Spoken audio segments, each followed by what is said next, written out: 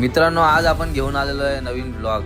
आपल्या डोगेश भाईला बाय केलं आणि आपण निघालो डायरेक्ट वडकी मैदानासाठी। स्टेशनला पोहोचल्यावर आपण कल्याणची ट्रेन पकडली आणि गेलो शुभमच्या घरी। घरी पोहोचल्यावर बघा सिम्बा आपली कशी वाट बघत होता। सकाळी 4 वाजता आपण निघालो वडकीसाठी आणि आपल्याला वाटेतच भेटला डोरलीकरांचा हरण्या।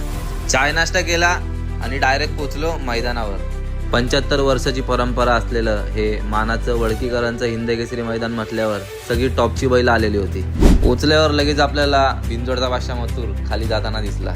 मथुर आणि चिमण्या पळणार म्हटल्यावर स्पीड तर टॉपचा लागणार होता। तिकडनं आपल्याला 1 नंबर फाटीवर डोरलीकरांचा हरण्या सुद्धा खाली जाताना दिसला। राहुल दादा, पिंटू शेट मोडक आणि समीर भैया कसं आहे त्रिकुट मैत्री असावी तर अशी। थोड्या वेळानंतर 8व्या गटात मथुर आणि चिमण्याची गाडी सुटली।